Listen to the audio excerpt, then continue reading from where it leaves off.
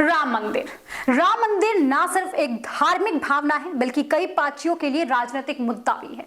9 नवंबर 2019 को supreme court ने इस विवाद पर ऐतिहासिक फैसला सुनाते हुए विवादित जमीन पर राम मंदिर बनाने का फैसला सुनाया था और अब अयोध्या नगरी सज चुकी है। तैयारियां जोरों शोरों पर है। 22 जनवरी को भव्य राम मंदिर में श्री राम जी को विराजमान भी किया जाएगा। इतनी खबर तो आप तक कहीं ना कहीं से पहुंच ही चुकी होगी, लेकिन आज इस वीडियो में हम पूरे विवाद के इतिहास के बारे में बात करेंगे। लेकिन उससे पहले ये जानना और समझना भी जरूरी है कि आखिर उस दिन हुआ क्या था, सुप्रीम कोर्ट ने अपने फैसले में सुनाया क्या था। 9 नवंबर 2019 को सुप्रीम कोर्ट ने एक लंबी सुनवाई के बाद अयोध्या में मंदिर मस्जिद विवाद पर फैसला सुनाया था।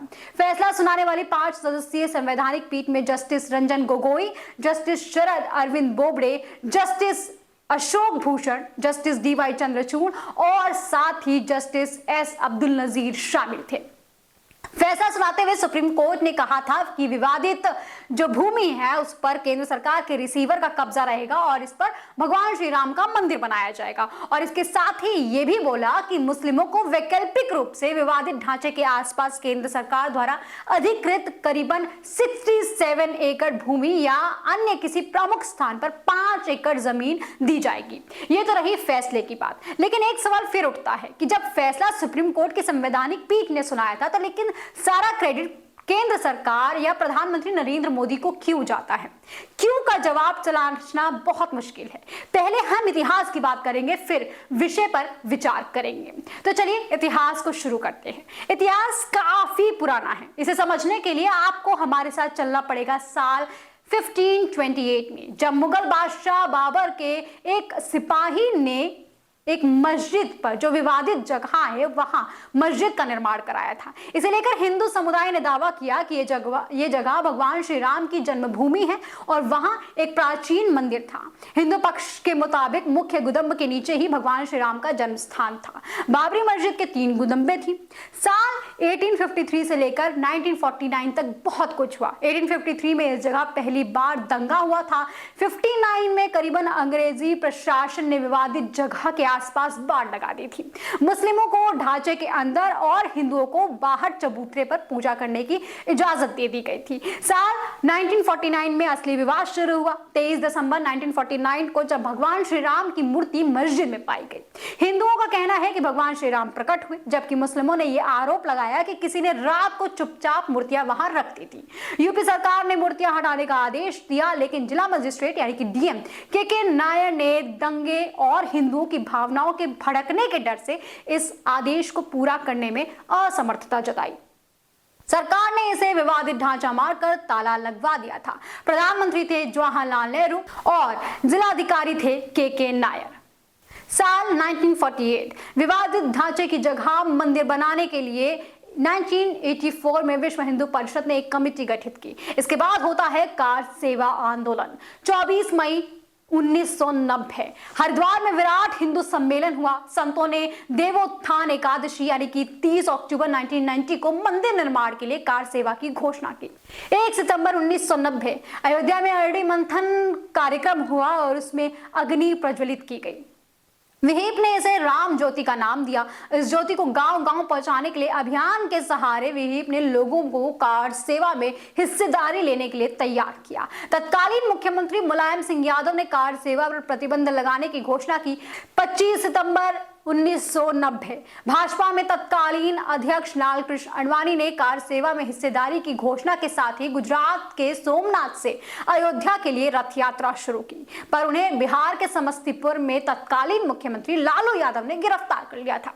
भाजपा ने केंद्र सरकार से समर्थन वापस ले लिया। 30 अक्टूबर 1990 अयोध्या में कार सेवा जन्मभूमि स्थल की ओर बढ़े। इसके बाद सुरक्षा बलों से भिड़ंत हुई। अशोक सिंघल सहित कई कार सेवक घायल हो गए। कुछ कार सेवकों ने गुदम्ब पर पहुंचकर भगवा झंडा लहराया। 2 नवंबर 1990 कार सेवकों के जन्मभूमि मंदिर कूच की घोषणा हुई। पुलिस ने गोली चलाई। कोठारी बंधुओं सहित कई कार सेवकों की मृत्यु हो गई। विरोध में जेल भरो आंदोलन भी। 4 अप्रैल 1991 हिंदी में मंदिर निर्माण को लेकर विराट हिंदू रैली हुई। उसी दिन मुलायम सिंह यादव सरकार से इस्तीफा दे दिया। चुनाव हुए और कल्याण सिंह के नेतृत्व की भाजपा सरकार बनी। अक्टूबर 1991 कल्याण सिंह सरकार ने ढांचे और उसके आसपास की करीबन 2.77 एकड़ जमीन अपने अधिकार में ले ली। जनवरी 1989 में प्रयाग में कुंभ मेले का अवसर पर मंदिर निर्माण के लिए गांव-गांव शिला पूजन कराने का भी फैसला हुआ। 9 नवंबर 1989 को श्री राम जन्मभूमि स्थल पर मंदिर के शिलान्यास की घोषणा कर दी गई। काफी विवाद और खींचतान के बाद तत्कालीन प्रधानमंत्री राजीव गांधी ने भी शिलान्यास की इजाजत दे दी। बिहार निवासी अधिसूचना जाति के कामेश्वर चौपाल से शिलान्यास कराया गया था। इसके बाद 6 दिसंबर 1992 अयोध्या पहुंचे हजारों कार सेवकों ने ढांचा गिरा दिया। इसकी जगह उसी दिन शाम को अस्थायी मंदिर बनाकर पूजा अर्चना की गई। केंद्र की तत्कालीन नरसिम्हा राव सरकार ने कल्याण सिंह सहित अन्य राज्यों की भाजपा सरकारों को भी बर्खास्त कर दिया। उत्तर प्रदेश सहित देश के कई जगह सांप्रदायिक हिंसा हुई। 6 दिसंबर 1992 अयोध्या श्री राम जन्मभूमि थाना में ढांचा ध्वंस मामले में हजारों लोगों के खिलाफ मुकदमा दर्ज हुआ। 13 मार्च 2002 सुप्रीम कोर्ट ने विवादित स्थल पर यथास्थिति बनाए रखने का आदेश दिया। साथ ही स्पष्ट किया कि किसी को विवादित भूमि पर शिला पूजन की अनुमति नहीं होगी। 22 जून 2002 विहिप ने विवादित भूमि पर राम मंदिर बनाने की मांग उठाई। मार्च 2003 सुप्रीम कोर्ट ने केंद्र सरकार के उस मांग को ठुकराया जिसमें विवादित स्थल पर पूजा पाठ करने की अनुमति मांगी गई थी। मई 2003 सीबीआई ने 1992 के विवादित ढांचा विध्वंस मामले में लालकृष्ण आडवाणी सहित 8 लोगों के खिलाफ आरोप पत्र दाखिल किया। लालकृष्ण आडवाणी ने अयोध्या में विवादित स्थल पर बने अस्थायी राम मंदिर की पूजा की। जुलाई 2006 यूपी सरकार ने विवादित स्थल पर बने अस्थायी राम मंदिर की सुरक्षा पुख्ता करने के लिए बुलेट प्रूफ शीशे का घेरा लगाने का प्रस्ताव तैयार किया। 7 जुलाई 2009 तत्कालीन यूपी सरकार ने हाईकोर्ट में हलफनामा दायर करके बताया कि अयोध्या विवाद से जुड़ी करीबन 23 महत्वपूर्ण फाइल सचिवालय से गायब कर दी गई हैं। 24 नवंबर 2009 को संसद के दोनों सदनों में लिब्राहन आयोग की रिपोर्ट पेश की गई। इसमें नरसिम्हा राव को क्लीन चिट दे दी गई थी। 20 मई 2010 विवादित ढांचा विध्वंस मामले में भाजपा नेता लालकृष्ण आडवाणी समेत कई नेताओं पर आपराधिक मुकदमा चलाने के लिए दायर पूर्ण निरीक्षण याचिका हाई कोर्ट ने खारिज कर दी। 26 जुलाई 2010 अयोध्या विवाद पर हाई कोर्ट ने सुनवाई पूरी की। 8 दिसंबर 2010 हाई कोर्ट ने मामले में फैसला सुनाने के लिए 24 सितंबर की तारीख तय की। 9 मई 2011 सुप्रीम कोर्ट ने इलाहाबाद हाई कोर्ट द्वारा विवादित स्थल को 3 हिस्सों में बांटने के फैसले पर रोक लगा दी और साथ ही सुप्रीम कोर्ट में सुनवाई शुरू हुई। 27 जनवरी 2018 तत्कालीन चीफ जस्टिस दीपक मिश्रा की अध्यक्षता वाली 3 सदस्यीय पीठ ने इस फैसले में कहा था कि मस्जिद इस्लाम का अभिन्न अंग नहीं है।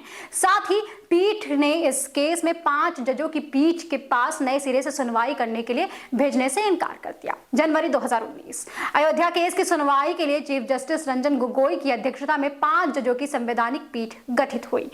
26 जनवरी 2019 सुप्रीम कोर्ट ने मामले की मध्यस्थता के जरिए विवाद सुलझाने की सलाह दी थी। कोर्ट ने कहा था कि अगर 1% भी गुंजाइश है तो मध्यस्थता होनी चाहिए। सुप्रीम कोर्ट अपनी निगरानी में मध्यस्थता के जरिए विवाद को निपटारे के लिए तैयार हुआ। 6 मार्च 2019 सुप्रीम कोर्ट में अयोध्या विवाद पर मुस्लिम पक्ष मध्यस्थता के लिए तैयार हुआ, लेकिन हिंदू महासभा और रामलला पक्ष के लोग ये कहकर असहमति जताई कि जनता मध्यस्थता के फैसले को नहीं मानेगी। 2 अगस्त 2019 सुप्रीम कोर्ट ने कहा कि मध्यस्थता के जरिए अयोध्या केस नहीं सुलझाया जा सकता। साथ ही कोर्ट ने 6 अगस्त से केस पर प्रतिदिन सुनवाई की तिथि तय कर दी। इसके बाद 6 अगस्त 2019 का दिन आता है। अयोध्या केस में सुप्रीम कोर्ट ने प्रतिदिन सुनवाई शुरू कर दी और 15 अगस्त 2019 सुप्रीम कोर्ट ने अयोध्या केस में सुनवाई 16 अक्टूबर 2019 तक पूरी करने का समय सीमा निर्धारित कर दिया। 9 नवंबर 2019 सुप्रीम कोर्ट ने ऐतिहासिक फैसला सुनाते हुए राम जन्मभूमि की विवादित जमीन को हिंदू पक्ष का देने का फैसला किया। साथ ही इसका मालिकाना हक केंद्र सरकार के पास दे दिया। इसके अतिरिक्त उत्तर प्रदेश सरकार को आदेश दिया कि मुस्लिम पक्ष को करीबन 5 एकड़ जमीन किसी अन्य स्थान पर दिया जाए। 5 अगस्त 2020 ये वो तारीख है जब प्रधानमंत्री नरेंद्र मोदी ने भगवान श्री राम की नगरी अयोध्या में श्री राम जन्मभूमि पर भव्य मंदिर के निर्माण के लिए भूमि पूजन में हिस्सा लिया था। और आगे की कहानी आप सब जानते ही हैं। अब अयोध्या सज चुकी है और भगवान श्री राम को विराजमान किए जाने की तैयारी चल रही है। क्या आप अयोध्या जाएंगे? कमेंट सेक्शन में अपना जवाब जरूर लिखिएगा। चलती हूँ, नमस्कार।